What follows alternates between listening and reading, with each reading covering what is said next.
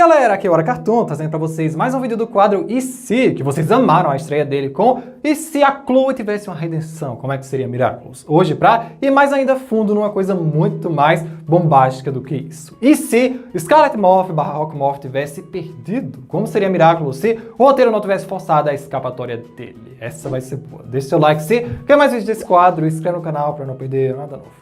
Gabriel Agreste, vulgo Rock Moth, Scarlet Moth, Sharon Noir ou Monarch, que como dá pra ver pela lista longa de nomes de vilão, nunca foi derrotado em 5 temporadas. A gente espera que ele seja no final da 5ª, justamente porque como qualquer série que pretende ser duradoura, o vilão principal não pode ser derrotado facilmente nem rápido. Porém, um consenso entre os fãs é que Gabriel como vilão já tá ficando bem chato. Ele precisou de uma apimentada com a Mayura na 3ª temporada, com a fusão de Miraculous na 4ª e agora na 5ª, com uma aliança inesperada com Tomoe Tsurugi e quase todos os poderes da Caixa-Mãe. Justamente porque o dia a dia dele de vilão sempre derrotado já tá bem cansativo.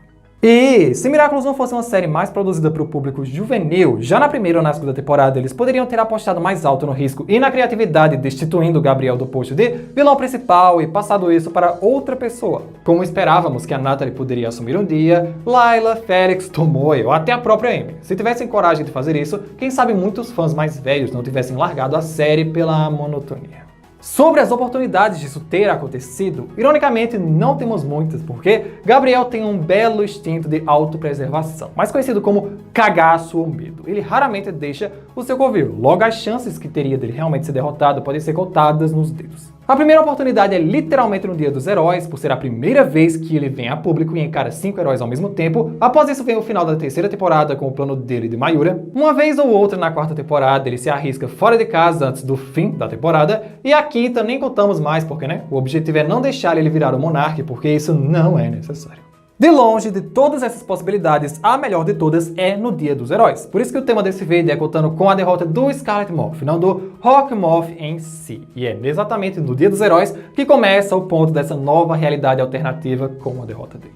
Então, e se Scarlet Moth tivesse perdido? Como seria Miraculous com esse acontecimento tão grande? Nem precisamos forçar nada de início para que ele fosse derrotado, já que Ladybug, Cat Noir, Rena Rouge, Carapace e Quibi seriam totalmente capazes de derrotar o Rock Moth no mano a mano. Tudo bem que o velho dá conta de 2 adolescentes heróis, agora de 5 adolescentes heróicos, ainda mais com um deles tendo o poder de ferroada, aí já é demais. Partindo desse ponto em que encurralamos o velhote, para ele ser derrotado, Catalyst vulgo Natalie não pegaria o Miraculous do pavão quebrado, agora acabaria por obedecer os avisos de Gabriel e esperaria que ele saísse daquela situação sozinho, até porque ela poderia morrer como Emily se usasse. Assim, sem o Sentimonstro Borboleta para salvá-lo, os 5 heróis de Paris pegariam e ferroariam o infame Rock Moth, recuperando o tão sonhado Miraculous da Borboleta e o mandando direto pra cadeia.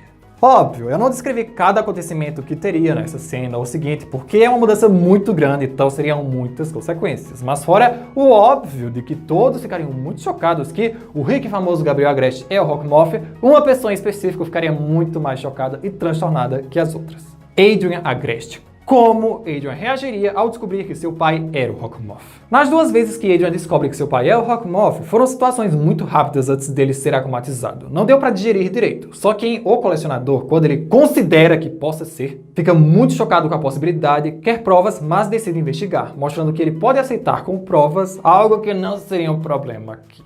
A reação do Adrian poderia ser a coisa que mais mudaria, porque com a notícia dessas, e bem, o vilão sendo derrotado, Adrian poderia abdicar do seu Miraculous pelo trauma que ele acabou de descobrir. Esse tempo todo ele estava lutando contra o seu próprio pai, que na verdade é super do mal e super vilão, e agora ele ainda vai ficar sem pai? Isso poderia ser o suficiente para ele cansar de ser o Cat Noir.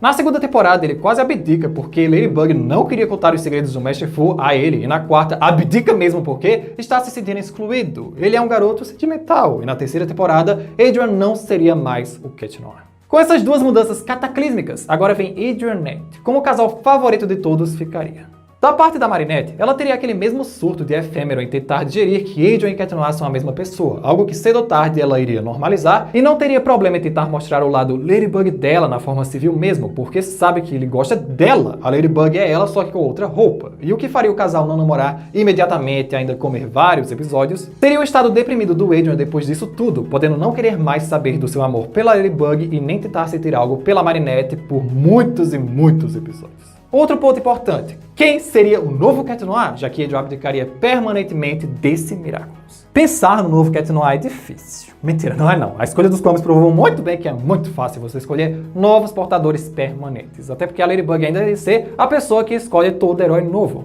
Alia seria a nova Cat Noir que lutaria ao lado dela todos os dias. Poderia ser promovida de Renan Rouge pra Kiri Noir, que seria o nome dela, tá? Não da Zoe, sendo a dupla de super melhores amigas heroínas mantendo a cidade de Paris segura. Mais segura do que, vocês perguntam? Ah, senhores, isso já leva a outro questionamento extremamente importante. Qual seria o destino do Miraculous do Pavão e da Mayura nessa história toda?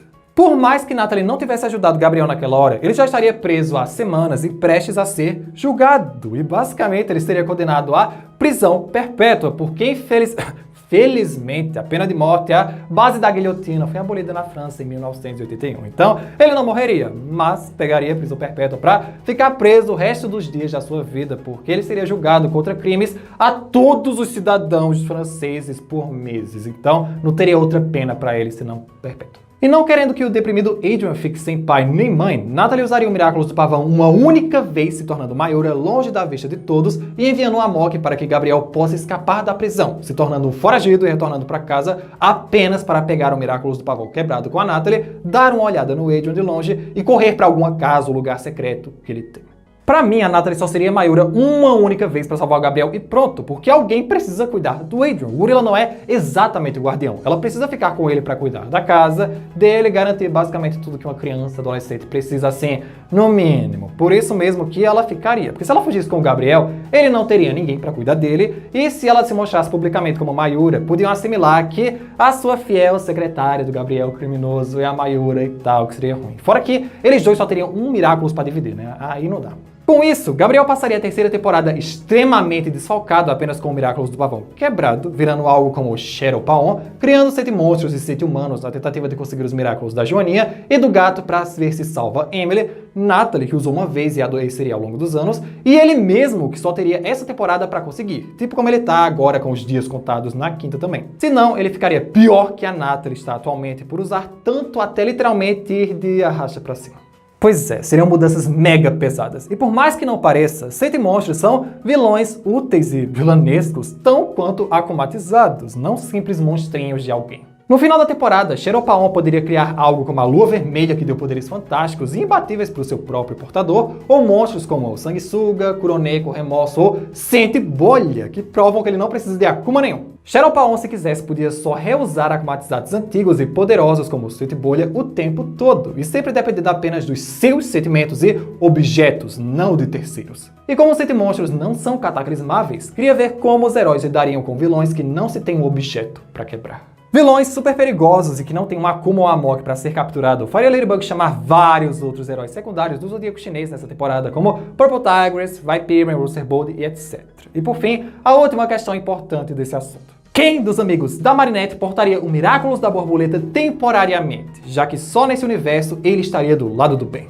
Engraçado que ninguém dos amigos da Marinette nem conhecidos combinam com o Miraculous da Borboleta ou a sua estética. Talvez porque esse Miraculous sempre foi destinado a ficar do lado do mal. E justamente por essa ironia, Adrian Agreste seria o portador do Miraculous da Borboleta. Sim, o ex-Cat Noir portando o Miraculous que seu pai malvado usava. Olha só que ironia, metáfora poética. Já que em algum momento crítico da terceira temporada, tipo nos episódios finais, precisariam de um poder de convencimento e poderes que só esse Miraculous pode oferecer, como copiar algum poder tipo Cataclismo ou Talismã que o Sublimação não pode. Cabendo ao Adrian provar que aquele poder pode sim ser usado para o bem, não só para o mal. E aí sim, ele herdaria o nome de Monark/Monarca.